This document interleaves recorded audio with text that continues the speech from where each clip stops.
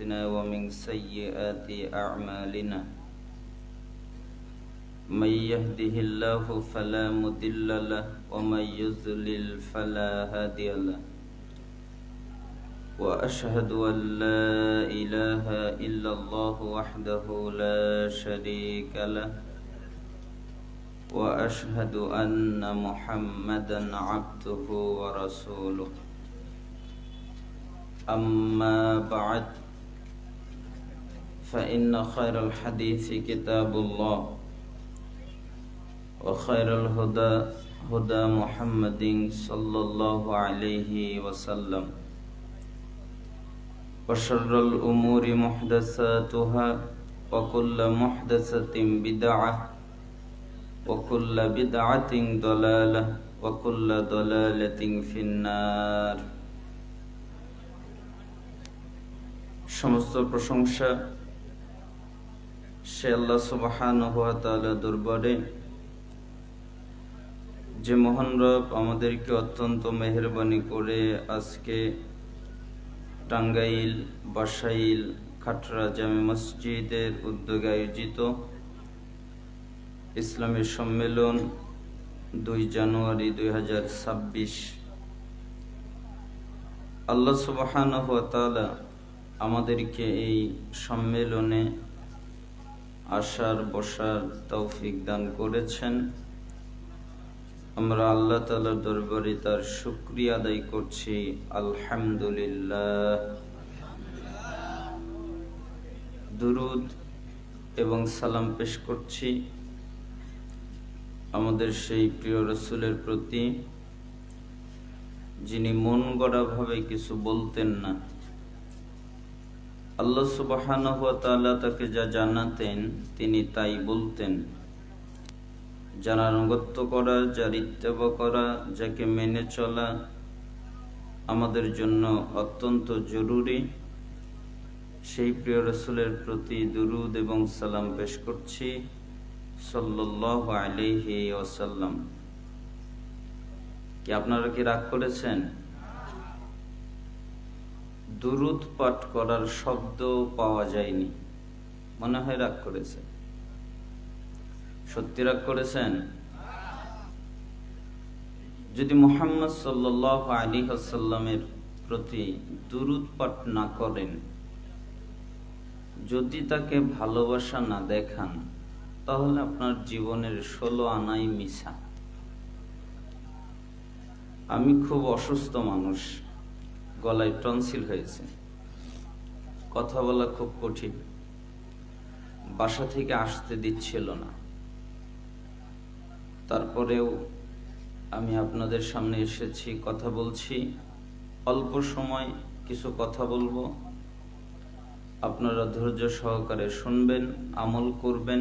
আল্লাহ তাআলা যেন আপনাদের কবুল করেন। বলছিলাম দুরূদ। যেহেতু দুরূদ পাঠে মানুষ খুব অমনোযোগী এবং অলসতা করে, তাই কিছু হাদিস বলাটা জরুরি মনে করছি। যেমন রাসূল সাল্লাল্লাহু আলাইহি ওয়াসাল্লাম বলেন, নাসাই 1297 নম্বর হাদিস, মান সাল্লা আলাইয়া ওয়াহিদাতান সাল্লাল্লাহু আলাইহি 10 সালাওয়াত ওয়া হাত্তাত আনহু 10 খাতিয়াত ওয়া রুফিআত লাহু 10 দারাজাত। রাসূল সাল্লাল্লাহু আলাইহি ওয়াসাল্লাম বলেন, কেউ যদি আমার উপরে একবার দুরূদ পাঠ করে, আল্লাহ তাআলা তার উপরে 10 বার রহমত নাজিল করেন। রাসূল সাল্লাল্লাহু আলাইহি ওয়াসাল্লাম বলেন, কেউ যদি আমার উপরে একবার দুরূদ পাঠ করে, আল্লাহ তাআলা তার 10টা গুনাহ মাফ করে দেন। কেউ যদি আমার উপরে একবার দুরূদ পাঠ করে, আল্লাহ তাআলা দুনিয়ায় মৃত্যুর পরের জিন্দেগিতে এবং জান্নাতে তার মর্যাদাকে 10 গুণ বাড়িয়ে দেন। এটা হচ্ছে দুরুদের একটা ফজিলত। আর যদি আপনি দুরূদ না পড়েন তাহলে রাসূল সাল্লাল্লাহু আলাইহি ওয়াসাল্লাম বলেন, তিরমিজির 3545 নম্বর হাদিস, রাগিমা আনফু রাজুলিন যুকিরতু ইনদাহু ফালাম ইউসাল্লি আলাইকা, ওই ব্যক্তি ধ্বংস হোক, ওই ব্যক্তি লাঞ্ছিত হোক, ওই ব্যক্তি বরবাদ হোক, ওই ব্যক্তি নিপতিত হোক, কে যে আমার নাম শুনল কিন্তু আমার উপরে দুরূদ পাঠ করল না, ও ধ্বংস হোক। তার মানে যারা মুহাম্মদ সাল্লাল্লাহু আলাইহি ওয়াসাল্লামের নাম শোনার পরে তার উপরে দুরূদ পড়ে না, তাদের জন্য রাসূল সাল্লাল্লাহু আলাইহি ওয়াসাল্লাম ধ্বংসের দোয়া করেছেন। রাসূল সাল্লাল্লাহু আলাইহি ওয়াসাল্লাম বলেন, তিরমিজির 3546 নম্বর হাদিস, আল বাখিলুল্লাযী মান যুকিরতু ইনদাহু ফালাম ইউসাল্লি আলাইকা, যে ব্যক্তি আমার নাম শুনলো কিন্তু আমার উপরে দুরূদ পাঠ করলো না, সে হলো পৃথিবীর ভিতরে সবচেয়ে বড় কৃপণ। সবচেয়ে বড় কৃপণ কে? যে দুরূদ পড়ে না। আপনারা কি আমার কথা বুঝতে পারছেন? আসলে গলায় একটু সমস্যা হচ্ছে তো কথা স্পষ্ট বের করতে পারছি না। তার মানে দুরূদ যদি পাঠ না করেন তাহলে আপনি হচ্ছেন সবচেয়ে বড় কৃপণ। রাসূল সাল্লাল্লাহু আলাইহি ওয়াসাল্লাম বলেন, সিলসিলা সহিহা 2035 নম্বর হাদিস, কুল্লু দুআই মাহজুবুন হাত্তা ইউসাল্লা আলান নবী সাল্লাল্লাহু আলাইহি ওয়াসাল্লাম, যে ব্যক্তি আমার উপরে দুরূদ পাঠ করে না, ওই ব্যক্তি আল্লাহর কাছে দোয়া করলে আল্লাহ ওই দোয়া কবুল করে না। কি কবুল করে না? দোয়া। তার মানে আপনি আল্লাহর কাছে যা চাইবেন, আল্লাহর কাছে যা ইচ্ছা চাইবেন, আল্লাহ আপনাকে দিবে না। কেন? আপনি দুরূদ পাঠ করেননি, তাই দোয়া কবুল হবে না। রাসূল সাল্লাল্লাহু আলাইহি সাল্লাম বলেন, ইবনে মাজাহ 908 নম্বর হাদিস, যেই ব্যক্তি আমার উপরে দুরূদ পাঠ করতে ভুলে গেছে, এই জন্য দুরূদ পাঠ করে নাই। দুরূদ পাঠ করে নাই কেন? ভুলে গেছে। খতিয়া তরিকল জান্নাহ, ওই ব্যক্তি জান্নাতের রাস্তা ভুলে যাবে। মানে দুরূদ ভুলে গেছে, এই জন্য জান্নাতের রাস্তা ভুলে যাবে। কেন? দুরূদ পড়েনি কেন? রাসূল সাল্লাল্লাহু আলাইহি ওয়াসাল্লাম বলেন, যেই ব্যক্তি আমার উপরে বেশি বেশি দুরূদ পাঠ করবে, ওই ব্যক্তি কিয়ামতের দিন সবচেয়ে বেশি আমার নিকটে থাকবে। আমার নিকটে ওই ব্যক্তি থাকবে যার দুরূদ হবে বেশি। রাসূল সাল্লাল্লাহু আলাইহি ওয়াসাল্লাম বলেন, জনৈক একজন লোক আমার কাছে আসলো, এরপরে আমাকে বলল, আল্লাহর নবী, জি বলো, আমি আপনাকে কিছু কথা বলবো। কি বলবে বলো?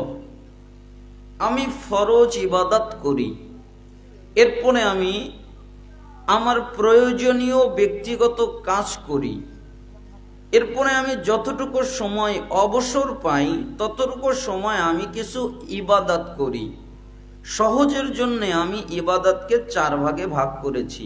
আচ্ছা বলো তো, 1 ভাগ আমি জিকির আজকার করি, আরেক ভাগ আমি দোয়া করি, আরেক ভাগ আমি আপনার উপরে দুরূদ পড়ি, আরেক ভাগ আমি কোরআন তেলাওয়াত করি। আমার বন্টন ঠিক আছে? মুহাম্মদ সাল্লাল্লাহু আলাইহি সাল্লাম হানা কিছুই বললেন না। তিনি বললেন, তুমি যদি দুরূদ আরো বেশি পড়ো তোমার জন্য আরো ভালো। লোকটা বললেন, আচ্ছা ঠিক আছে, 4 ভাগের 2 ভাগ আপনার জন্য দুরূদ পাঠ করব। রাসূল সাল্লাল্লাহু আলাইহি সাল্লাম বললেন, তুমি যদি দুরূদ আরো বেশি পড়ো তোমার জন্য আরোই ভালো। আচ্ছা ঠিক আছে, 4 ভাগের 3 ভাগ আপনার উপরে দুরূদ পাঠ করব।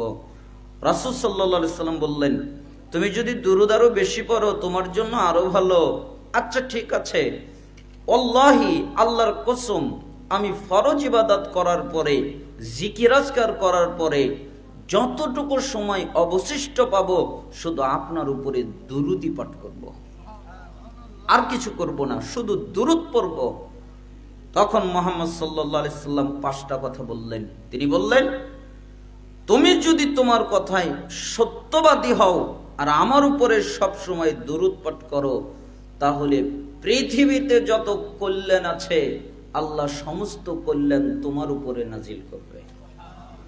তুমি যদি তোমার কথায় সত্যবাদী হও আর আমার উপরে দুরূদ পাঠ করো, তাহলে পৃথিবীতে যত অকল্যাণ আছে আল্লাহ তোমাকে সমস্ত অকল্যাণ থেকে বাঁচাবে।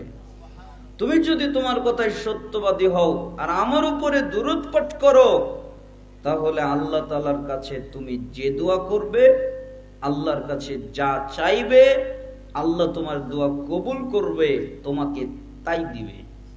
তুমি যদি তোমার কথায় সত্যবাদী হও আর আমার উপরে দুরূদ পাঠ করো, তাহলে তোমার যত গুনাহ আছে আল্লাহ সমস্ত গুনাহ মাফ করে দিবে। তুমি যদি তোমার কথায় সত্যবাদী হও আর আমার উপরে দুরূদ পাঠ করো, তাহলে আল্লাহ তোমাকে শয়তান থেকে রক্ষা করবে, শয়তান থেকে নিরাপদে রাখবে। তাহলে বলেন তো, দুরূদ পাঠ করলে ক্ষতি না লাভ? হ্যাঁ, ক্ষতি আছে? তাহলে বাংলাদেশের মানুষ কেন যে দুরূদ পাঠ করে না, আমি এটা বুঝতে পারি না। তারা কেন যে অলসতা করে? আরে পৃথিবীতে যত কল্যাণ আল্লাহ নাজিল করেছে, সব যদি আপনি এক পাল্লায় রাখেন আর আরেক পাল্লায় যদি দুরূদ রাখেন, তাহলে দুরূদের পাল্লা ভারী হয়ে যাবে। দুরূদ এত মর্যাদাবান, এত দামি, এই জন্য সবসময় দুরূদ পাঠ করার চেষ্টা করবেন। আল্লাহ তাআলা কবুল করুন। আমরা পড়ছি সাল্লাল্লাহু আলাইহি ওয়াসাল্লাম, আল্লাহুম্মা সাল্লি ওয়া সাল্লিম আলা নাবিয়িনা মুহাম্মদ। অর্থাৎ দুরূদ পাঠ করার চেষ্টা করবেন। আল্লাহ তাআলা আমাদের কবুল করুন। দুরূদ পাঠ করা কিন্তু সুন্নাত নয়, দুরূদ পাঠ করা হলো ওয়াজিব। আপনি রাসূল সাল্লাল্লাহু আলাইহি সাল্লামের নাম শুনলেই আপনাকে দুরূদ পাঠ করতে হবে, আপনি বাধ্য। যদি পাঠ করেন নেকি পাবেন, আর যদি না পড়েন তাহলে গুনাহগার হবেন এবং যত বিপক্ষের হাদিস সব আপনার বিপক্ষে দাঁড়িয়ে যাবে। আল্লাহ তাআলা যেন আমাদেরকে তার নাম শুনে দুরূদ পাঠ করার তৌফিক দান করেন। আজকের এই ইসলামী সম্মেলনের সম্মানিত সভাপতি সাহেব, মাহফিলের পরিচালনায় সহসভাপতি সাহেব, মাহফিল পরিচালনায় যিনি আছেন, প্রধান অতিথি, আমন্ত্রিত অতিথিবৃন্দ এবং আপনারা যারা কষ্ট করে বিভিন্ন জায়গা থেকে কোরআন সুন্নাহর আলোচনা শোনার জন্য এসেছেন, বসেছেন, আমি আপনাদের প্রত্যেকের জন্য, পুরুষ নারী উভয়ের জন্য আল্লাহর কাছে দোয়া করছি। আল্লাহ তাআলা আপনাদের উপরে কল্যাণ, শান্তি, রহমত, হিদায়াত বর্ষণ করুন এবং আল্লাহ তাআলা তার জান্নাতের জন্য আমাদের প্রত্যেককে কবুল করে নিন এবং তার জাহান্নাম থেকে আমাদেরকে হেফাজত করুন। আমার বিশ্বাস এখন গভীর রাত, তার মানে এখন মধ্যরাত পার হয়ে গেছে, 11টায় মধ্যরাত হয়।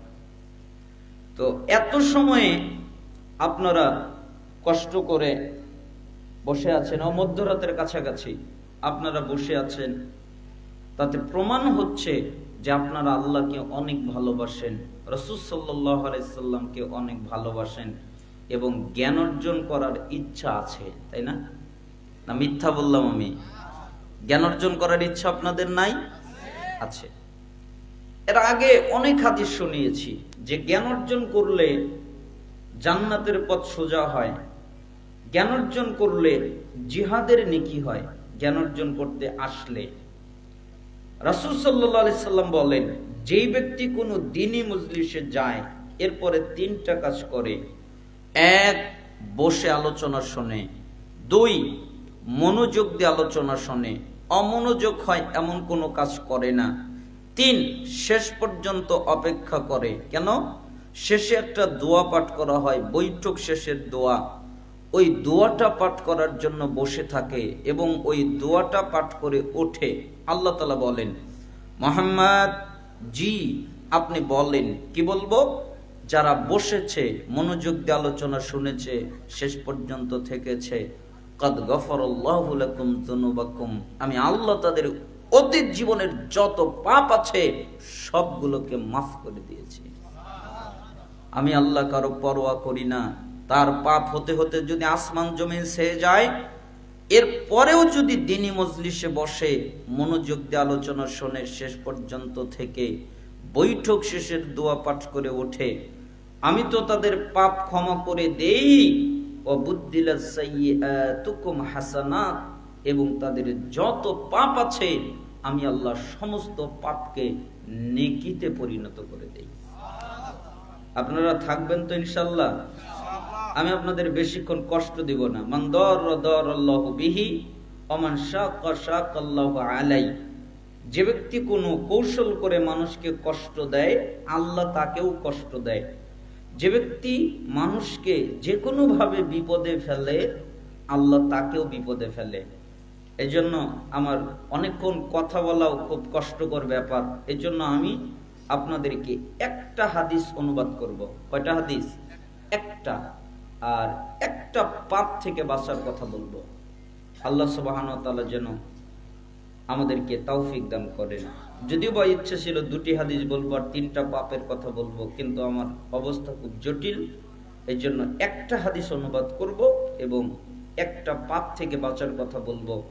আপনার উপকারে আসবে ইনশাআল্লাহ। সাহল ইবনে সাদ রাদিয়াল্লাহু আনহু তিনি বলেন, যা জিবরিল আলাইহিস সালাম ইলা নবী সাল্লাল্লাহু আলাইহি সাল্লাম।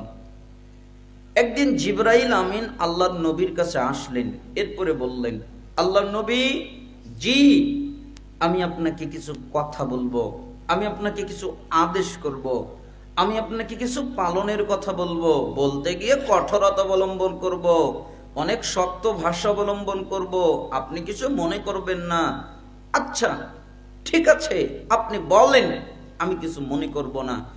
তখন জিবরাইল আমিন বললেন, ইয়া মুহাম্মদ, হে মুহাম্মদ, ইসমা শিইতা ফাইন্নাকা মাইয়িতুন। শোনেন, আপনি যতদিন খুশি জীবন যাপন করেন, কোনো অসুবিধা নাই, কোনো নিষেধাজ্ঞা নাই, কিন্তু মনে রাখেন হে নবী, আপনি মারা যাবেন। কে মারা যাবে? বলেন, কে মারা যাবে? মুহাম্মদ সাল্লাল্লাহু আলাইহি সাল্লাম। আপনি, আমি তো মরবই, কিন্তু আপনাকে আর আমাকে বলে নাই। মুহাম্মদ সাল্লাল্লাহু আলাইহি সাল্লাম জানেন যে আমি মৃত্যুবরণ করব, আমাকে মরতে হবে, সমস্ত জ্ঞান তার আছে। এরপরেও জিবরাইল আমিন তাকে বলছেন, উপদেশ দিচ্ছেন, স্মরণ করাচ্ছেন, আপনি মারা যাবেন। আরে এমন নবীকে বললেন যার কাছে মালাকুল মাউত আর জিবরাইল আমিন আসলেন, দরজার সামনে দাঁড়ালেন। আসসালামু আলাইকুম ইয়া রাসূলুল্লাহ, হে আল্লাহর নবী আপনাকে সালাম। ওয়ালাইকুম আসসালাম। রাসূল সাল্লাল্লাহু আলাইহি সাল্লামের সালামের জবাব দিলেন। এরপরে বললেন, জিবরাইল তোমরা কে? আমি তো তোমাকে চিনি, তোমার সাথে যে আছে তাকে তো চিনি না, কে তোমরা? তখন রাসূল সাল্লাল্লাহু আলাইহি সাল্লাম অসুস্থ, বিছানায় পড়ে আছেন। তখন জিবরাইল আমিন কথা বললেন না। ওই নতুন জন রাসূল সাল্লাল্লাহু আলাইহি সাল্লামকে বললেন, আল্লাহর নবী আপনি কি আমাদের ভিতরে আসতে অনুমতি দেবেন? ঠিক আছে ঠিক আছে, আসো, আমি তোমাদের অনুমতি দিলাম। তখন কাছাকাছি চলে আসলেন। এরপরে বললেন, আল্লাহর নবী আপনার সাথে কথা আছে। আরে তুমি আমার সাথে কথা পরেই বলো, আগে তোমার পরিচয় দাও, তুমি কে? তখন ওই নতুন জন বলছেন, আমি হচ্ছি মালাকুল মাউত। মুহাম্মদ সাল্লাল্লাহু আলাইহি সাল্লাম কেঁপে উঠেছেন, রাসূল সাল্লাল্লাহু আলাইহি সাল্লাম কেঁপে উঠেছেন। বলো কি তুমি মালাকুল মাউত? জি আমি হচ্ছি মালাকুল মাউত। মুহাম্মদ সাল্লাল্লাহু আলাইহি সাল্লাম কেঁপে উঠেছেন। আল্লাহর নবী আপনি ভয় পাইয়েন না, আল্লাহ আমাকে বলেছে তুমি তার দরজায় গিয়ে সালাম দিবে, আমি সালাম দিয়েছি। এরপরে আল্লাহ আমাকে বলেছে তুমি অনুমতি চাইবে ঢোকার জন্য, তোমাকে অনুমতি দিলে তুমি ঘরে ঢুকবে, অনুমতি না দিলে তুমি চলে আসবে। এবার আরো বলেছে তোমাকে যদি ঢোকার অনুমতি দেয় তাহলে তুমি তার সাথে কথা বলবে, পরিচয় দেবে। সে যখন তাকে সবকিছু ভেঙে বলবে মালাকুল মাউত আমি, তার মানে মালাকুল মাউতের কথা শুনে মুহাম্মদ সাল্লাল্লাহু আলাইহি সাল্লাম কেঁপে উঠলেন। এরপরে মালাকুল মাউত বললেন, মুহাম্মদ সাল্লাল্লাহু আলাইহি সাল্লাম, আপনি মনে রাখেন, আপনি ভয় পায়েন না, আপনি বিচলিত হয়েন না। আপনি যদি দুনিয়ায় থাকতে চান, আপনাকে আল্লাহ দুনিয়ায় রেখে যেতে বলেছে, নিয়ে যাওয়া নিষেধ। আপনি যদি যেতে চান, আপনাকে আল্লাহ নিয়ে যেতে বলেছে। আপনি থাকতেও পারেন, আপনি যেতেও পারেন, কোনো জবরদস্তি নাই। আপনি দুনিয়ায় থাকতেও পারেন, আপনি যেতেও পারেন। আপনি যেতে চাইলে আমি নিয়ে যাব, আপনি যেতে না চাইলে আমি চলে যাব। তখন মুহাম্মদ সাল্লাল্লাহু আলাইহি সাল্লাম বললেন, জিবরাইল, জি আল্লাহর নবী, তুমি আমাকে একটু পরামর্শ দাও। কি পরামর্শ দিব? বলো তো জিবরিল, আমি কি যাব নাকি থাকবো? জিবরাইল আমিন বললেন, আল্লাহর নবী, আপনি মাফ করবেন, আপনি এই পরিস্থিতিতে সিদ্ধান্ত নেবেন আপনি, আমার কোনো কর্তৃত্ব নাই। আমি আপনাকে থাকতেও বলতে পারবো না, অনুমতি নাই। আমি আপনাকে যেতেও বলতে পারবো না, অনুমতি নাই। তবে আমি আপনাকে একটা কথা শোনাতে পারবো। কি বলবে? বলো। আপনার সাথে সাক্ষাৎ করার জন্য আল্লাহ বৈঠক বানিয়েছে আপনার জন্য, এবং আপনার জন্য অপেক্ষা করছে আপনার সাথে দেখা করবে বলে। এখন থাকা না থাকা আপনার ব্যাপার। বলেন তো মুহাম্মদ সাল্লাল্লাহু আলাইহি সাল্লাম আর থাকবে? মুহাম্মদ সাল্লাল্লাহু আলাইহি সাল্লাম বলেন, না না, আমি থাকবো না। মালাকুল মাউত, তুমি আমাকে নিয়ে যাও। যখন মালাকুল মাউত তার রূহটা বের করবে, মুহাম্মদ সাল্লাল্লাহু আলাইহি সাল্লাম বললেন, আহ, খুব কষ্ট হচ্ছে। মালাকুল মাউত, তোমাকে একটা কথা বলি। জি আল্লাহর নবী বললেন, আচ্ছা, আমার যেমন কষ্ট হচ্ছে, আমার উম্মতের যখন রূহটা কবজ করো, তাদেরও কি এমন কষ্ট হয়? তখন মালাকুল মাউত বলছে, জি না, এমন কষ্ট হয় না, আপনার চেয়ে 3 গুণ বেশি, তার বেশি কষ্ট হয়। মুহাম্মদ সাল্লাল্লাহু আলাইহি সাল্লাম বললেন, আমি এটা তো মানতে পারি না। আমার উম্মতের কষ্ট আমার চেয়ে বেশি হবে, আমি এটা মানতে পারি না। আল্লাহ তাআলা বললেন, জিবরাইল, জি তুমি বলে দাও। মুহাম্মদ সাল্লাল্লাহু আলাইহি সাল্লামকে জানিয়ে দেওয়া হলো, আল্লাহর নবী, আপনি বিচলিত হয়েন না। আপনার যত কষ্ট হচ্ছে, আপনার উম্মতের তার চেয়ে কম কষ্ট এখন থেকে হবে।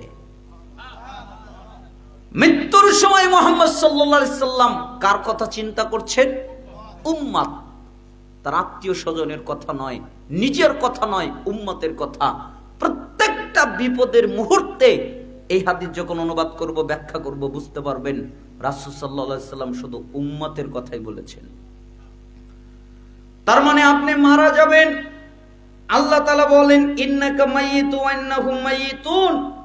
হে নবী, আপনিও মারা যাবেন, তারাও মারা যাবে। মুহাম্মদ সাল্লাল্লাহু আলাইহি সাল্লাম যদি মারা যায়, পৃথিবীর মানুষ চিরস্থায়ী জীবিত থাকবে? তাহলে কিসের আপনার দাপট, কিসের আপনার ক্ষমতা?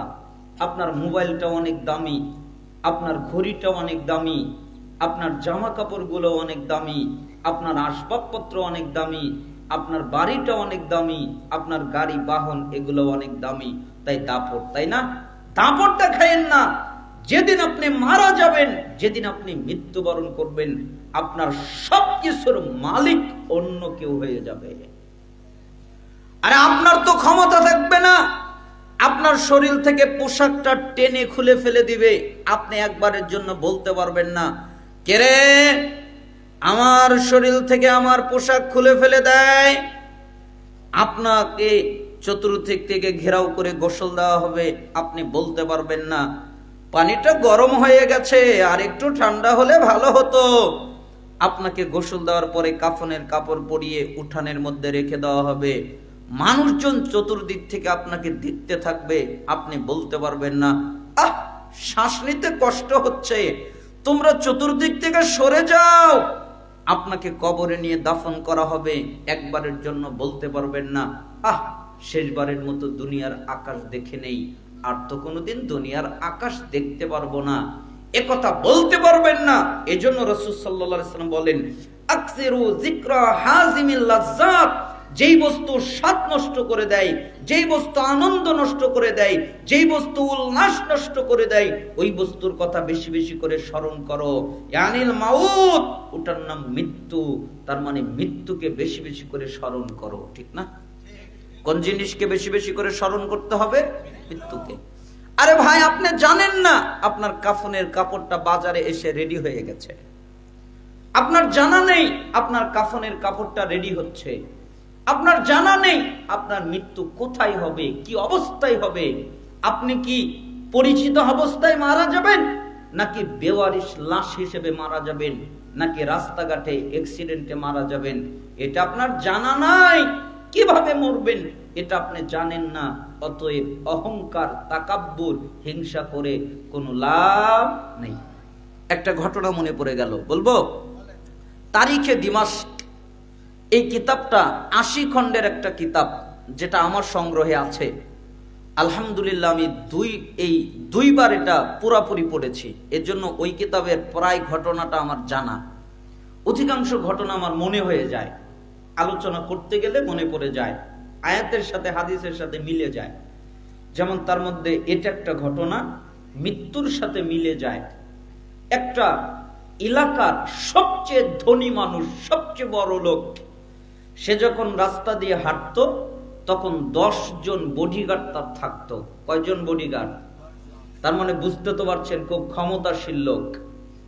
এই লোকটা একদিন চিন্তা করলো, দত্তরিকার, আমি প্রতিদিন বডিগার্ড নিয়ে বের হই, এটা কি ঠিক? আমার তো স্বাধীনতা নাই, একদিন আমি একাই বের হব। এই কথা ভেবে সে একদিন পিছনের রাস্তা দিয়ে কাউকে না জানিয়ে একাই বাহন নিয়ে বের হয়েছে। একটা ঘাতক তাকে হত্যা করার জন্য পরিকল্পনা করছিল, কিভাবে তাকে হত্যা করা যায়।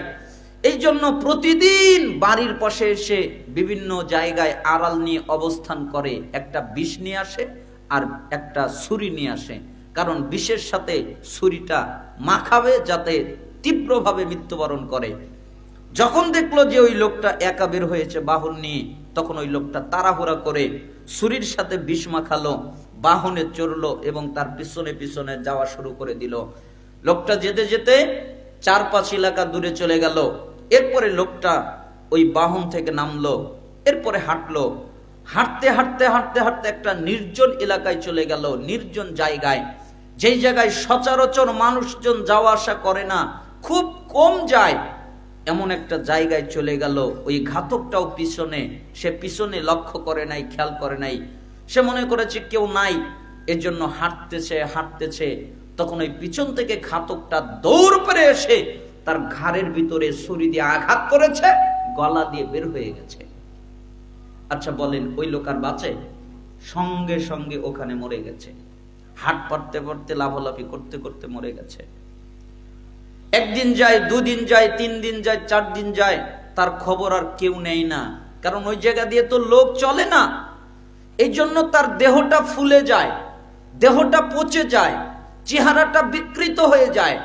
মুসলমান মানুষ, দাড়ি ছিল, দাড়িগুলো খুলে খুলে যায়, নখগুলো খসে খসে যায়, এমনকি তার শরীরে পোকা পর্যন্ত বের হয়, পোকা ধরে, পোকা তার মাংসগুলো খেতে থাকে। এরকম অবস্থায় একটা লোক ওই রাস্তা দিয়ে যাচ্ছিল একটা কাজে, সে 4-5 দিন পরে ওই রাস্তা দিয়ে এক জায়গায় কাজে যায়। হঠাৎ করে দেখে খুব দুর্গন্ধ। তখন লোকটা বলে, এত দুর্গন্ধ কোথায় থেকে আসে? এই কথা বলতে বলতে খুঁজতে খুঁজতে দেখে একটা লোক মরে পড়ে আছে, ফুলে গেছে, পচে গেছে, দুর্গন্ধে টিকা যায় না। সে দৌড় দিয়েছে তার এলাকার দিকে। এলাকায় গিয়ে এলাকার গণ্যমান্য লোককে বলেছে, ওই জায়গায় একটা লোক মরে পড়ে আছে। পুলিশ বাহিনীদেরকে খবর দিয়েছে, ওই জায়গায় একটা লোক মরে পড়ে আছে। সবাই এসেছে, আসার পরে তাকে দেখে তাকে উঠিয়ে নিয়ে তাদের এলাকায় চলে গেছে। এরপরে ইমাম সাহেবকে ডাক দিয়েছে। ইমাম সাহেব বের হয়ে বলেছে, জি বলেন, কি করতে পারি? আপনাকে একটা কাজ করে দিতে হবে। কি কাজ? তাকে নিয়ে যাওয়া হলো ওই লাশের কাছে। এরপরে বলা হলো, আপনি এই লাশটাকে গোসল দিবেন, আপনি এই লাশটাকে কাফনের কাপড় পরাবেন, আপনি এই লাশটার জানাজা পড়াবেন, আমরা সবাই জানাজা পড়ব, আমরা সবাই মিলে তাকে উত্তমভাবে কবর দিব। মনে হচ্ছে সে মুসলমান, এই জন্য তার জন্য আমরা সুন্দর ব্যবস্থা করে তাকে বিদায় দিব।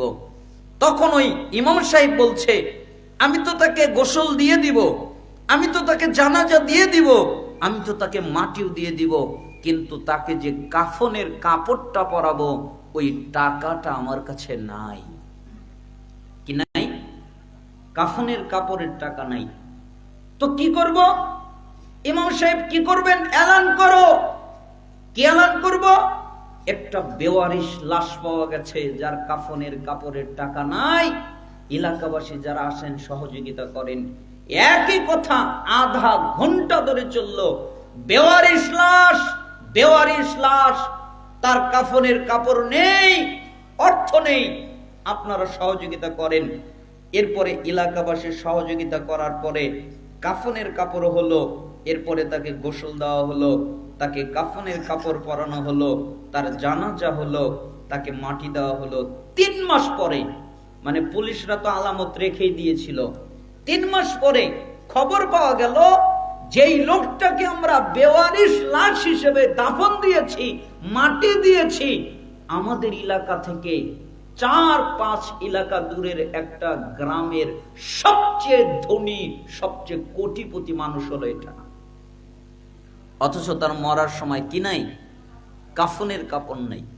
সবচেয়ে কোটিপতি, সবচেয়ে দামি লোক, সম্ভ্রান্ত লোক, সে কিছুদিন ধরে নিখোঁজ হয়ে গেছে, পাওয়া যাচ্ছে না।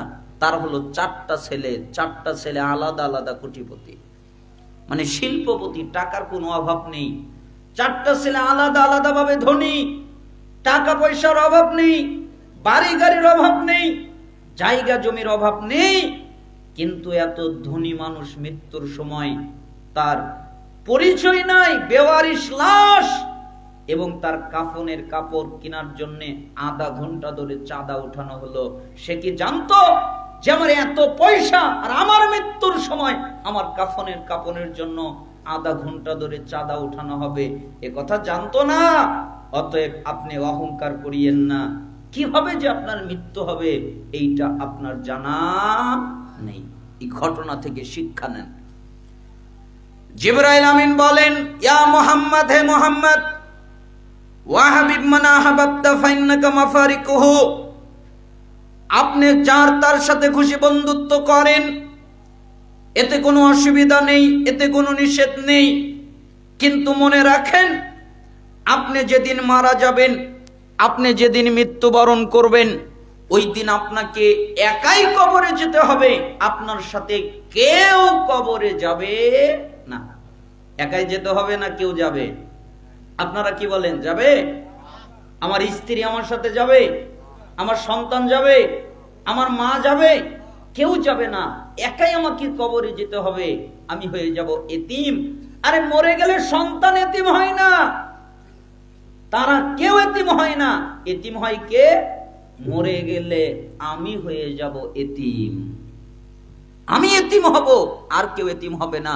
তাদের দুনিয়ায় অনেক লোক আছে, কিন্তু আমার আল্লাহ ছাড়া কেউ নাই। আমি হয়ে যাব এতিম। আমার যদি অবস্থা জটিল কঠিন হয়ে যায়, আমার মতো এতিম আর কেউ নেই। যদি জাহান্নামে যেতে হয়, আমার মতো এতিম আর কেউ নেই। আর যদি জান্নাত হয়, তাহলে তো আমি সৌভাগ্যবান, আল্লাহ আমার আছে, আল্লাহ আমার আছে। আর যদি জাহান্নামে যায়, আমার মতো এতিম আর কেউ নাই। তার মানে আমাকে একাই যেতে হবে। আরে একা তো দূরের কথা, আমি মারা যাওয়ার পরে আমার স্ত্রীর সন্তান যাবে তো দূরের কথা, ওই বাড়িটা আমি বানিয়েছি, ওই বাড়ির বাউন্ডারি আমি দিয়েছি, ওই বাড়ির ভিতরে ফুল বাগিচা আমি সুন্দর করে সাজিয়েছি। কিন্তু আমি মরে যাওয়ার পরে আমার স্ত্রী বলবে না আমার স্বামীকে এই ফুল বাগিচায় কবর দেওয়া হোক, আমার সন্তানেরা বলবে না আমার বাবাকে ফুল বাগিচায় কবর দেওয়া হোক, আমার মা বাবা বলবে না আমার সন্তানকে ফুল বাগিচায় কবর দেওয়া হোক। অথচ ফুল বাগিচাটা সুন্দর করে আমি সাজিয়েছি। আরে আমার চেয়ে ওই ফুল বাগিচার দাম অনেক বেশি, তাই আমাকে ফুল বাগিচায় কবর দিবে না, অন্ধকার কবরে আমাকে রেখে চলে আসবে। এই জন্য দুনিয়ায় কেউ আপন হয় না, দুনিয়ায় কেউ আপন নেই। যে স্ত্রী আপনার আপন, 4 ঘন্টা আপনার সাথে ভালো ব্যবহার করে তো 4 ঘন্টা ঝগড়া করে। যেই মা আপনার আপন, আপনার আরেক ভাইয়ের কথা শুনে আপনার পর হয়ে যায়। যেই ভাই আপনার আপন, জমি জমার দ্বন্দ্ব লেগে আপনার সাথে পর হয়ে যায়। যেই বন্ধু আপনার আপন, স্বার্থের কারণে আপনার পর হয়ে যায়। দুনিয়ায় কেউ আপন নয়। আপনার আর আমার আপন যদি কেউ থাকে তাহলে সে হচ্ছে আল্লাহ তাআলা। বলেন তো আমার আপনার আপন কে? কথা বলতে ভয় পাচ্ছেন? আমার আর আপনার আপন কে? আল্লাহ। এরপরে যদি কেউ আপন থাকে তিনি হচ্ছেন মুহাম্মদ সাল্লাল্লাহু আলাইহি সাল্লাম। আরে তিনি কত আপন! আমি মাঝে মধ্যে এই বর্ণনা পড়লে অবাক হয়ে যাই যে আমাদের নবী উম্মতের জন্য এত পাগল। মুহাম্মদ সাল্লাল্লাহু আলাইহি সাল্লাম বিচারের মাঠে আদম আলাইহিস সালাম বলবেন ইয়া নাফসি ইয়া নাফসি, হে আল্লাহ আমাকে বাঁচাও। মুসা আলাইহিস সালাম বলবেন আল্লাহ আমাকে বাঁচাও। ঈসা আলাইহিস সালাম বলবেন আল্লাহ আমাকে বাঁচাও। নূহ আলাইহিস সালাম বলবেন আল্লাহ আমাকে বাঁচাও। লূত আলাইহিস সালাম বলবেন আল্লাহ আমাকে বাঁচাও। হারুন আলাইহিস সালাম বলবেন আল্লাহ আমাকে বাঁচাও। দাউদ আলাইহিস সালাম বলবেন আল্লাহ আমাকে বাঁচাও। ইদ্রিস আলাইহিস সালাম বলবেন আল্লাহ আমাকে বাঁচাও। সুলাইমান আলাইহিস সালাম বলবেন আল্লাহ আমাকে বাঁচাও। কিন্তু মুহাম্মদ সাল্লাল্লাহু আলাইহি সাল্লাম এই কথা বলবেন না। তিনি বলবেন আল্লাহ আমার উম্মতকে বাঁচাও। তারপরে বর্ণনায় মুসনাদ আবু ইয়ালায় এভাবে এসেছে, তিনি এইভাবে বলবেন, তিনি যখন বলবেন তখন তার হাঁটুটা মাটির মধ্যে গেড়ে যাবে, দেবে যাবে। শক্ত মাটি, কোন জায়গায় দাববে না, শুধুমাত্র মুহাম্মদ সাল্লাল্লাহু আলাইহি সাল্লামের হাঁটুটাই দেবে যাবে, মাটির মধ্যে ঢুকে যাবে। কেন? তিনি আসমানের দিকে হাত উঠাবেন, হাঁটুটা নিচের দিকে মাটির সাথে লাগাবেন, এরপরে এত কাঁদবেন, এত কাঁদবেন, তার চেহারা ভিজে যাবে, দাড়িটা ভিজে যাবে, তার জামা কাপড় ভিজে যাবে। কারণ প্রথমে তো জামা কাপড় থাকবে না, পরে আল্লাহ জামা কাপড় পরাবেন, সব ভিজে যাবে। এরপরে মাটিটা ভিজে যাবে, ভিজতে ভিজতে ভিজতে ভিজতে নরম হয়ে যাবে, তখন তার পাটা মাটির মধ্যে দেবে যাবে। মুহাম্মদ সাল্লাল্লাহু আলাইহি সাল্লাম আল্লাহকে বলবেন আল্লাহ আমার নেককার উম্মতের জন্য তোমাকে বলি না, আমার সাহাবীদের জন্য তোমাকে বলি না, যারা জান্নাতে যাবে তার জন্য তোমাকে বলি না। আল্লাহ আমার যত গুনাহগার উম্মত আছে তুমি আমাকে দিয়ে দাও, আমি আমার গুনাহগার উম্মতদেরকে নিয়ে জান্নাতে চলে যাই। যেই দিন স্ত্রী আপনার সাথে সম্পর্ক রাখবেন আপনাকে ভুলে যাবে, যেই দিন স্বামী আপনাকে ভুলে যাবে, যেই দিন সন্তান আপনাকে চিনবে না, যেই দিন বাপ মা আপনাকে চিনবে না, যেই দিন পরিবার পরিজনের কেউ চিনবে না, ওই দিন মুহাম্মদ সাল্লাল্লাহু আলাইহি সাল্লাম আপনাকে ভুলবে না। আরে তার জন্য যদি দুরূদ পাঠ না করেন, তার পদ্ধতিতে যদি না চলেন, তার তরিকায় যদি না চলেন, তাহলে আপনার জীবনের 16 আনাই মিছা। এই জন্য মুহাম্মদ সাল্লাল্লাহু আলাইহি সাল্লামের উপরে দুরূদ পাঠ করেন। আপনার সবচেয়ে ভালোবাসার মানুষ হচ্ছে মুহাম্মদ সাল্লাল্লাহু আলাইহি সাল্লাম। ইয়া মুহাম্মদ, হে মুহাম্মদ, ওয়ামাল মা শিতা ফাইন্নাকা মাজিউন বিহি, আপনি যে কোনো কাজ করেন কোনো অসুবিধা নাই, কোনো নিষেধাজ্ঞা নাই। আপনি ভালো কাজ করতে পারেন, আপনি মন্দ কাজ করতে পারেন, কিন্তু মনে রাখেন যেদিন আপনি আল্লাহর সামনে দাঁড়াবেন, আল্লাহর সামনে উঠবেন, তখন আপনাকে প্রত্যেকটা কাজের হিসাব পুঙ্খানুপুঙ্খভাবে আল্লাহকে বুঝিয়ে দিতে হবে, ঠিক না? আমরা আল্লাহর সামনে দাঁড়ালে আমাদের বোঝাতে হবে না? না হবে না? তাহলে কিসের এত দাপট? আমি আজ পর্যন্ত স্টেজে কোনোদিন পানি খাইনি, মানে কণ্ঠের অবস্থা খুবই কঠিন। খাবো একটু? আপনারা তো কষ্ট পাবেন না? আল্লাহ সুবহানাহু ওয়া তাআলা কবুল করুন। তার মানে জিবরাইল আমিন এ কথা যখন বললেন, মিশকাতুল মাসাবির 5197 নম্বর হাদিস, রাসূল সাল্লাল্লাহু আলাইহি সাল্লাম বলেন, লা তাজুলু কদম ইবনে আদম ইয়াউমাল কিয়ামা হাত্তা ইসআলান 50। কিয়ামতের দিন আদম সন্তান যতক্ষণ পর্যন্ত 5টা প্রশ্নের উত্তর না দিবে ততক্ষণ পর্যন্ত নড়তে পারবে না। আন উমরি ফিমা আফনাহু ওয়ান শাবাবি ফিমা আবলাহু ওয়ান মালি মিন আইনা ইকতাসাবাহু ওয়া ফিমা আনফাকাহু। তাকে জিজ্ঞেস করা হবে, আমি তোমাকে 40 বছর, 50 বছর, 60 বছর, 70 বছর দিয়েছিলাম, তুমি কি করেছো আমাকে বুঝাও। আমি তোমাকে যৌবনকাল কি দিয়েছিলাম, যৌবনকালে কি করেছো আমাকে বুঝাও। আমি তোমাকে টাকা পয়সা দিয়েছিলাম, কিভাবে আয় করেছো আমাকে বুঝাও। আমি তোমাকে টাকা পয়সা দিয়েছিলাম, কিভাবে ব্যয় করেছো আমাকে বুঝাও। আমি তোমাকে এলেম দিয়েছিলাম, তুমি কি এলেম অনুযায়ী আমল করেছিলে কিনা আমাকে বুঝাও। যতক্ষণ পর্যন্ত বুঝাতে না পারবে ততক্ষণ পর্যন্ত আল্লাহ নড়তে দিবে না। আরে মানুষেরা তো দাপট সে কি করে, যাদের নড়ার অনুমতি নেই, ইচ্ছা করলে হাত নড়াতে পারবে না। ইচ্ছা করলে পা নড়াতে পারবে না, ইচ্ছা করলে চোখ নড়াতে পারবে না, ইচ্ছা করলে মুখ নড়াতে পারবে না, ইচ্ছা করলে মাথা নড়াতে পারবে না, ইচ্ছা করলে বডির কোনো অঙ্গ প্রত্যঙ্গ নড়াতে পারবে না। যাদের নড়ার অনুমতি নেই, ইচ্ছা করলে নড়তে পারে না, তাদের দাপটে সে কি করে? অতএব আল্লাহর সামনে যখন দাঁড়াবে তখন প্রত্যেকটা কাজের হিসাব আল্লাহকে বুঝিয়ে দিতে হবে। যতক্ষণ পর্যন্ত বুঝাতে না পারবে ততক্ষণ পর্যন্ত জান্নাত হবে না। এজন্য আল্লাহর সামনে দাঁড়ানোর ক্ষেত্রে সাবধানতা অবলম্বন করেন, ভয় রাখেন এবং আমল করে নিজের চরিত্রকে সুন্দর করে কোরআন এবং সুন্নাহ অনুযায়ী পরিচালিত হয়ে আপনি নিজেকে জান্নাতি হিসেবে গড়ে তোলেন। না হলে আপনার জীবনের জন্য ভয়াবহ অবস্থা অপেক্ষা করছে। আল্লাহ তাআলা আমাদের কবুল করুন। সুম্মা কাল, অতঃপর তিনি বললেন, শারাফুল মুমিন কিয়ামুল লাইল। আপনি কি জানেন মুমিনের সম্মান কিসের মধ্যে? মুমিনের সম্মান হলো রাতে সালাত আদায় করার মধ্যে। যারা রাতে সালাত আদায় করে, তাহাজ্জুদ পড়ে, তাদের সম্মান আছে। আর আমাদের বাংলাদেশের মানুষ তো ব্যতিক্রম মানুষ, তাহাজ্জুদ তো দূরের কথা, 5 ওয়াক্তই পড়ে না। গত বছর সালাতের উপর আলোচনা করেছিলাম, যারা সালাত পরিত্যাগ করে তাদের বিধান নিয়ে কথা বলেছিলাম, এজন্য রিপিট করতে চাচ্ছি না। তার মানে আমি আপনাকে বোঝাতে চাচ্ছি 5 ওয়াক্ত সালাত তো পড়বেন, আর আপনি যদি সম্মান চান তাহলে রাতে তাহাজ্জুদ সালাত আদায় করবেন। এবং যেই ব্যক্তি আল্লাহর কাছে চায়, মানুষের কাছে কিছু চায় না, আল্লাহ তাকে ইজ্জত দান করেন, আল্লাহ তাকে মর্যাদা দান করেন। তার মানে আপনি যদি ইজ্জত মর্যাদা চান, কার কাছে চাইবেন? আরে জুতার ফিতা ছিঁড়ে গেলে আল্লাহকে বলবেন, আল্লাহ জুতার ফিতা ছিঁড়ে গেছে, ব্যবস্থা করে দাও। এরপরে বাজারে গিয়ে জুতা কিনবেন, মানে আল্লাহকে আগে বলবেন। আপনার যা প্রয়োজন আল্লাহকে বলবেন। এ কথা রাসূল সাল্লাল্লাহু আলাইহি সাল্লামকে জিবরাইল আমিন বললেন। 5টা কথা মনে রাখবেন। 1, যতদিন খুশি আপনি জীবন যাপন করেন, কিন্তু মনে রাখবেন আপনি মারা যাবেন। 2, যার সাথে খুশি বন্ধুত্ব করেন, কিন্তু মনে রাখবেন আপনি তাকে রেখে চলে যাবেন।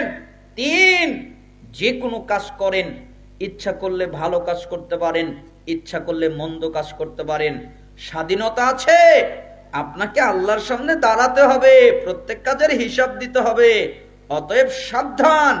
4, আপনি যদি সম্মান চান তাহলে তাহাজ্জুদ সালাত আদায় করবেন। 5, আপনি যদি ইজ্জত চান তাহলে আল্লাহর কাছে চাইবেন, মানুষের কাছে চাইবেন না। হাকিম 7921 নম্বর হাদিস, সিলসিলা সহিহা 831 নম্বর হাদিস। আল্লাহ তাআলা আমাদের এই হাদিসের উপরে আমল করার তৌফিক দান করুন। একটা পাপ থেকে আপনাদের বাঁচতে বলবো। আসলে কিছু পাপ আছে, যেমন একটা পাপ শিরিক। কখনো শিরিক করবেন না, জান্নাত হবেই।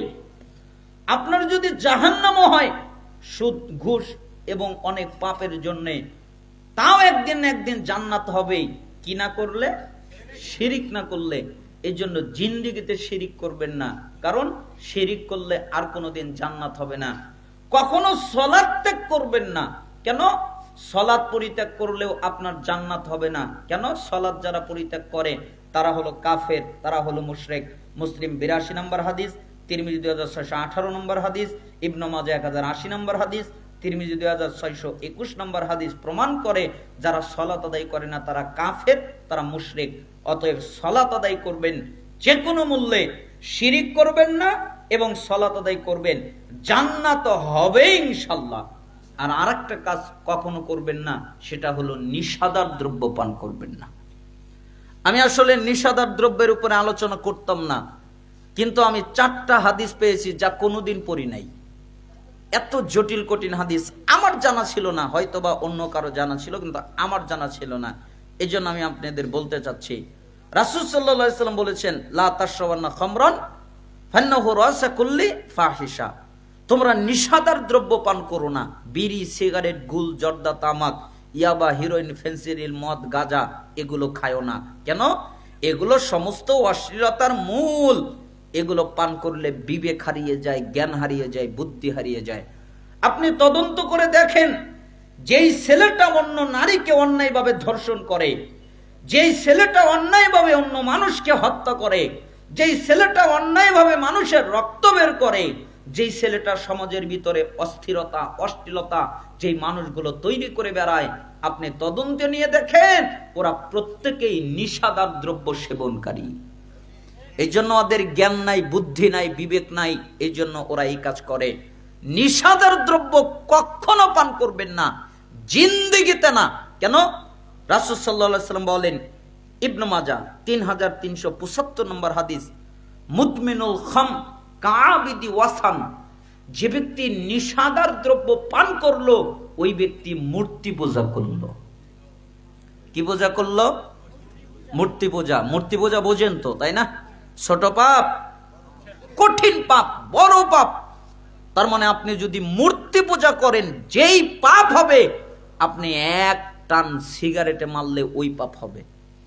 আপনি মূর্তি পূজা করলে যেই পাপ হবে, আপনি একটা জর্দা দিয়ে পান খেলে আপনার ওই একই পাপ হবে। তার মানে মূর্তি পূজার পাপ আপনার হবে। একই কথা মিশকাতের 3657 নম্বর হাদিস, রাসূল সাল্লাল্লাহু আলাইহি সাল্লাম বলেন, যে ব্যক্তি নিশাদার দ্রব্য পান করা অবস্থায় মারা যাবে, ওই ব্যক্তি কিয়ামতের দিন যখন উঠবে তখন তার পরিচয় থাকবে ও হলো মূর্তি পূজারী। কি পরিচয়? মূর্তি পূজারী। অথচ লোকটা সালাত আদায় করত, লোকটা যাকাত দিত, লোকটা হজ করত, লোকটা উমরা করত, লোকটা দান করত, কিন্তু তার নাম সলাতি হবে না, দানবীর হবে না, যাকাত আদায়কারী হবে না, নেককার হবে না। কেন? নিশাদার দ্রব্য পান করত। এই জন্য আল্লাহ তাকে একটা সাইনবোর্ড লাগিয়ে দিবে, যা হবে মূর্তি পূজারী। সবাই দেখবে আর সিসি করবে, সি সি, লোকটা কত খারাপ, লোকটা মূর্তি পূজা করতো, লোকটা কত খারাপ। তার মানে মূর্তি পূজা যে করে তার জন্য কঠিন শাস্তি অবধারিত। লোকটা কত খারাপ, লোকটা মূর্তি পূজা করত, অথচ জিন্দিগিতে মূর্তি পূজা করেনি। মানে কোনোদিন মূর্তির কাছে গিয়ে মাথা নত করে নাই, মূর্তি পূজা করে নাই, কিন্তু তার নাম, তার পরিচয় মূর্তি পূজক হবে। কেন? ও নিশাদার দ্রব্য পান করেছে তাই। মিশকাতুল মাসাবি 3660 নম্বর হাদিস, সনদ সহিহ। আবু মুসা আল-আশআরী রাদিয়াল্লাহু আনহু বলেন, আমি কোনো পরোয়া করি না, আমি নিশাদার দ্রব্য পান করি অথবা আল্লাহর পরিবর্তে দেব দেবীদের পূজা করি, এই দুইটার মধ্যে কোনো পার্থক্য নাই। এবার আপনি বলেন তো, নিশাদার দ্রব্য পান করা খারাপ না ভালো? একটু খারাপ না বেশি খারাপ? অনেক খারাপ। এবার একটা হাদিস আপনাদের আগে মুখস্থ করাই, নাহলে আমাকে গাল দিবেন। হাদিসটা হলো সহিহুল জামে 3345 নম্বর হাদিস। মানে এই হাদিসটা আমি ওইখান থেকে মুখস্থ করেছি, আগে দেখে নিয়েছি যে হাদিসটা আসলেই সহি নাকি। আর এই হাদিসটা পাওয়া যায় হাদিস সম্ভার, একটা কিতাব আছে না, আব্দুল হামিদ ফাইজি হাফিজাহুল্লাহ, তিনি লিখেছেন, সংকলন করেছেন 2 খণ্ডে মোটামোটা একটা কিতাব, প্রায় 4000-এর মতো হাদিস সেখানে নিয়ে এসেছেন, সংকলন করেছেন। ওই হাদিস সম্ভারের যত বাংলা আপনারা সবাই পাবেন, মোবাইলে সার্চ দিলে পাবেন, বাংলা হাদিসে হাদিস গ্রন্থের মধ্যে পাবেন, আল হাদিসে হাদিসের মধ্যে পাবেন, এমনকি বাংলা হাদিস বেটা 8 এর মধ্যে পাবেন। হাদিসের নাম কি? হাদিস সম্ভার। 1668 নম্বর হাদিস। কয় নম্বর হাদিস? 1668 নম্বর হাদিস। রাসূল সাল্লাল্লাহু আলাইহি সাল্লাম বলেন, তোমরা নিশাদার দ্রব্য পান করো না, এটা সমস্ত অশ্লীলতার প্রধান। তোমরা নিশাদার দ্রব্য পান করো না, এটা সবচেয়ে বড় পাপ, এর চেয়ে বড় পাপ আর নাই। মান শারিবাহা ওয়াকা আলা উম্মিহি ওয়া খালাতিহি ওয়া আম্মাতিহি, যে ব্যক্তি নিশাদার দ্রব্য পান করলো, সে তার মায়ের সাথে, সে তার খালার সাথে, সে তার ফুপুর সাথে জিনা করলো। এক টান সিগারেট খেলে যা হবে, 3 জনের সাথে জিনা করলে তাই হবে। একা একজনের সাথে নয়, মায়ের সাথে জিনা করলে যা হবে, খালার সাথে জিনা করলে যা হবে, ফুপুর সাথে, 3 জনের সাথে একসাথে জিনা করলে যেই পাপ হবে, সিগারেট খেলে ওই একই পাপ হবে, এবং জর্দা দিয়ে পান খেলে ওই একই পাপ হবে। মদের কথা তো সবাই জানে। আর হুজুররা বলে বেড়ায়, আমাকে এক চাচা একদিন বলছিল, কই আমি তো প্রতিদিন পান খাই, আমার তো কোনোদিন নেশা হয় না। তখন আমি ওনাকে বললাম, আপনি বোঝেন নাই, হাদিসের মূলনীতি হলো যেই বস্তু বেশি খেলে বিবেক হারায়, ওর অল্পটা মদ আর অল্পটা হারাম। কি খেলে বিবেক হারায়? বেশি খেলে। তাহলে এক গ্লাস পানির ভিতরে 1 কইটা জর্দা ঢেলে গুলিয়ে আপনাকে খাওয়াই দিই, আমি তো মরে যাব, আমার তো জ্ঞান বুদ্ধি থাকবে না। আমি বললাম, আপনার জ্ঞান বুদ্ধি তো দূরের কথা, আপনি দুনিয়ায় থাকবেন কিনা ওই চিন্তা আগে করেন। তার মানে জ্ঞান বুদ্ধি আকল বুদ্ধি তো থাকবেই না, আপনাকে ইমার্জেন্সিতে ভর্তি করতে হবে। বাঁচবেন কিনা আল্লাহ ভালো জানে। কেন? আপনিই তো বললেন এটা নিষেধার দ্রব্য নয়, আর আল্লাহ রাসূল সাল্লাল্লাহু আলাইহি ওয়াসাল্লাম বলেছেন বেশি খেলে ক্ষতি হলে, বিবেক হারালে অল্পটা হারাম। অতএব এটা 1 কইটা জর্দা যদি খান, 1 কইটা পানি খেলে কিছু হবে না, 1 কইটা ভাত খেলে কিছু হবে না, 1 কইটা শরবত খেলে কিছু হবে না, 1 কইটা আরো যত যা আছে খেলে কিছু হবে না, কারণ ওগুলো হারাম। ওটা হারাম নয়, ওগুলো হালাল। আর এই নিষেধার দ্রব্যটা হারাম। এই জন্য 1 কইটা জর্দা খেলে আপনার বিবেক থাকবে না। যেহেতু আপনার বিবেক থাকবে না, অতএব এটা মদ, অতএব এটা হারাম। জর্দা দিয়ে যারা পান খায় তারা মায়ের সাথে জিনা করলো, ফুপুর সাথে জিনা করলো, খালার সাথে জিনা করলো। এই হাদিসের ব্যাখ্যাকারক ব্যাখ্যা করতে বলছেন এটা পুরুষদের জন্য, তাহলে নারীদের জন্য কি হবে? তখন তারা বলছেন নারীদের জন্য এই হাদিসের উল্টাটা হবে। এই হাদিসের কি হবে? উল্টাটা। তাহলে উল্টাটা কেমন? মায়ের পরিবর্তে হবে বাপ, ফুপুর পরিবর্তে হবে চাচা, আর খালার পরিবর্তে হবে মামা। তার মানে কোন মেয়ে লোক যদি নিষেধার দ্রব্য পান করে, তাহলে বাপার সাথে, বাপের সাথে, চাচার সাথে, মামার সাথে জেনা করলে যেই পাপ হয় ওই পাপ তার আমল নামায় ঢুকবে। তাহলে নিষেধার দ্রব্য পান করা যাবে? বিড়ি, সিগারেট, গুল, জর্দা, তামাক এগুলো পান করা যাবে?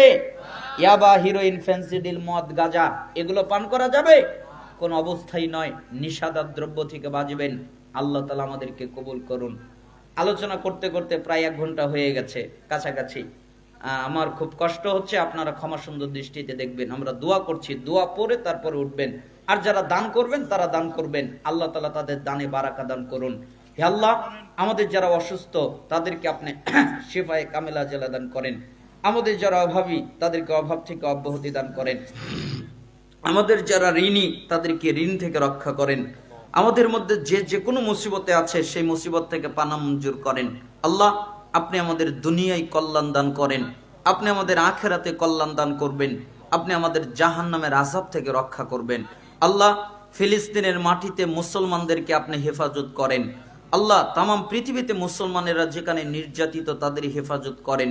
আল্লাহ, আপনি আমাদের মুসলিমদেরকে ঐক্যবদ্ধ হওয়ার তৌফিক দান করেন। আল্লাহ, আপনি আমাদের বাংলাদেশে শান্তি নাজিল করেন। আল্লাহ, আমাদের বাংলাদেশে যোগ্য ইসলামিক শাসক দান করেন। আল্লাহ, আমাদের সংবিধান কোরআন এবং সুন্নাহ আমাদের উপহার হিসেবে দান করেন। আল্লাহ, আপনি আমাদের বাংলাদেশে খিলাফত দান করেন। খিলাফত প্রতিষ্ঠিত হওয়ার যেই পথ পদ্ধতি আপনি আমাদের বাংলাদেশে তৈরি করে দেন। আল্লাহ, প্রত্যেকটা মানুষের ভিতরে তাওহীদ প্রতিষ্ঠা করে দেন এবং শিরিক থেকে তাদেরকে বাঁচান। প্রত্যেকটা মানুষকে সুন্নাতের পাবন্দি বানান এবং বিদআত থেকে বাঁচান। আল্লাহ, এই ইসলামী সম্মেলনকে কবুল করেন। এই সম্মেলনের সাথে যারা যে কোনোভাবে জড়িত তাদের কবুল করেন। আল্লাহ, এই মসজিদকে আপনি কবুল করেন। এই মসজিদের সাথে যারা যে কোনোভাবে জড়িত তাদেরকে আপনি কবুল করেন। আল্লাহ, আপনার কথা অনুযায়ী যত পুরুষ নারী উপস্থিত হয়েছে আপনি তাদের ক্ষমা করে দেন এবং তাদের গুনাহগুলোকে নেকিতে পরিণত করে দেন। সবাই পড়ি, সুবহানাকাল্লাহুম্মা বিহামদিক, আশহাদু আল্লা ইলাহা ইল্লা আনতা, আস্তাগফিরুকা ওয়া আতুবু ইলাইক। আসলে ভালো থাকলে আরো অনেকক্ষণ আলোচনা শোনাতাম, আপনারা ক্ষমা করবেন। আসসালামু আলাইকুম ওয়া রাহমাতুল্লাহ।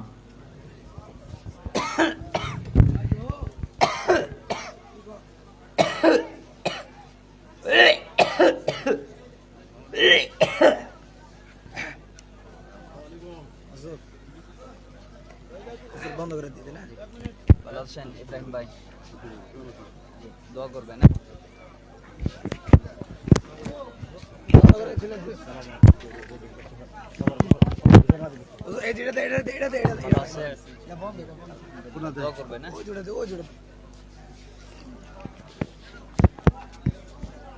সুইচ দেন, সুইচ দেন।